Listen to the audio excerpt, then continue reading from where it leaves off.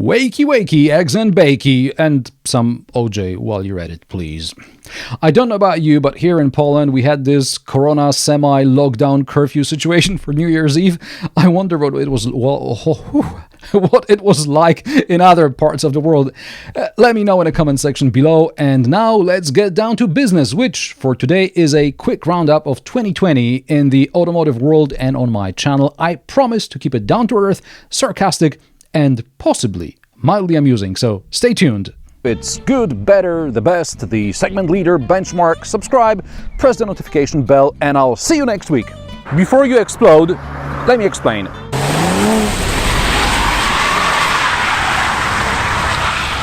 Hey Mercedes, is this the new normal? Finally, there is a reason for BMW drivers to start using indicators. Huzzah! Hybrid just kicked in, yo! Is that enough to brush off the competition? There was a pothole and this happened.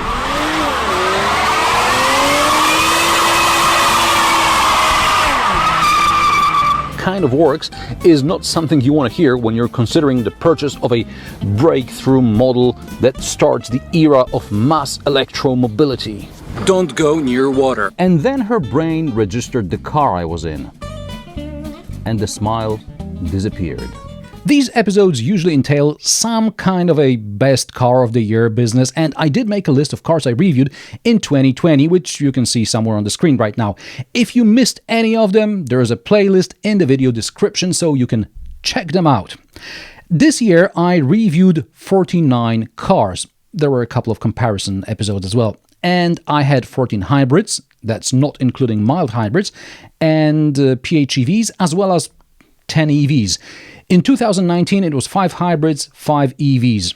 This is a clear trend, and we've seen some countries or regions speed up the ban of the internal combustion engine car sales.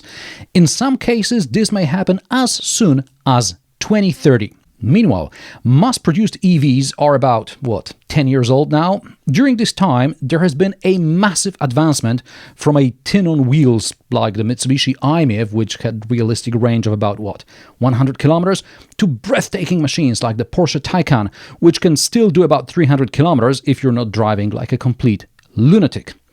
And in between, there are many decent normal EVs with 350, 400 kilometers range. I'm sure that within the next decade or so, there will be a lot of improvements in terms of range and availability of the charging infrastructure. However, based on around 50 cars which I reviewed, 20% of which are EVs, I don't want to name any car of the year regardless of the category. Instead, I will sum up 2020 in the automotive world and on my channel, Marek Drives. And I'll try not using any rude words which would best sum up what happened in the last 12 months. I'm sure you've all heard more than enough about the coronavirus, which everyone had, except for Uncle Touchy Hands, whom nobody likes, especially after last Christmas dinner, and that's while social distancing when everyone was on Zoom anyway. But the coronavirus turned everything upside down, and that includes the automotive industry.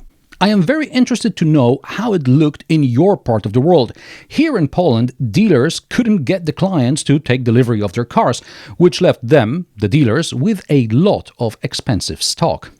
And I get it, when you're not certain about your future, the last thing you want to do is sign a 3-year lease on a 50 grand car. But that's just the tip, of the iceberg.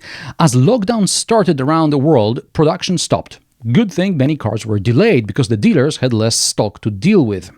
However, at the same time, people were getting laid off in the automotive industry, especially down the supply chain.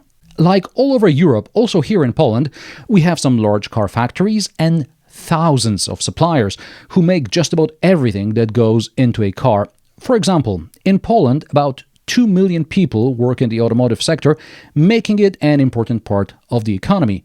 And that radiator that you see in the BMW 7 Series and in the Rolls-Royce, that's made in Poland. Meanwhile, according to the European Automobile Manufacturers Association, car sales across Europe dropped around 25% year on year in 2020, which is not too bad actually, considering negative effect of introduction of WLTP testing and what it did to the car market. However, despite car sales drifting for a couple of years, I saw a lot of interest in new cars on my YouTube channel in the statistics. It's great to have 215,000 subscribers, but around 80% of views are generated by people who visit only when they are looking for a new car. And in 2020, there weren't all that many of them, so my stats currently are down to about 2017 levels.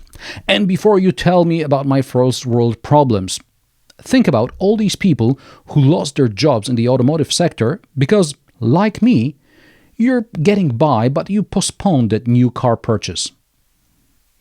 Also, my channel statistics show the regulators are, predictably, not in touch with reality. EVs and PHEVs are slowly on the rise, but so are petrol cars, mainly at the expense of diesel.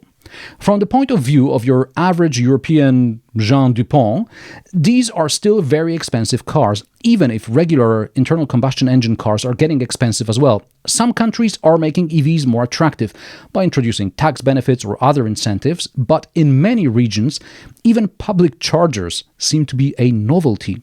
Having to spend 50 grand or more on a car that is likely to be your second car is something that leaves many people scratching their heads. And I know there are people, early adopters, who gladly cover long distances across Europe in their EVs, but more often than not, they're just proving one needs to make sacrifices in order to show how green they really are. But fear not, sooner or later, more zero-emission zones will be introduced and more incentives to buy EVs will be given. Hopefully. Charging infrastructure will expand, but does that mean the end of the internal combustion engine? Not for many years.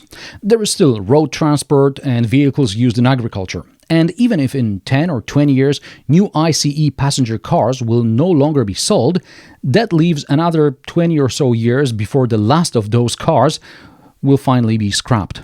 And probably we'll see the birth of real petrolhead clubs, which will not admit anyone who owned a diesel or ever drove an Astra or a Prius or a Passat, which I think should be mandatory even by today's standards. Something to wish for in 2021. On a self-plug note, here are a few of my reviews I recommend you watch or re-watch. First of all, there are the Porsche Cayenne SE Hybrid Coupe, very long name, and the Porsche Taycan Turbo. Two ways to go about emissions while delivering exhilarating performance, albeit not without sacrifices.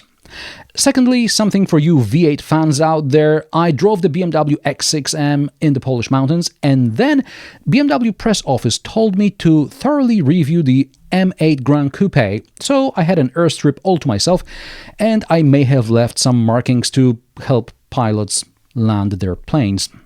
Last but not least, there is the new Land Rover Defender, one of the most controversial cars in recent years. In my opinion, Land Rover made an interesting modern interpretation of their long-time classic.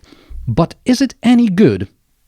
Watch my review to find out. Everything is linked down below. Thanks for another year together. Let's hope this one is going to be better.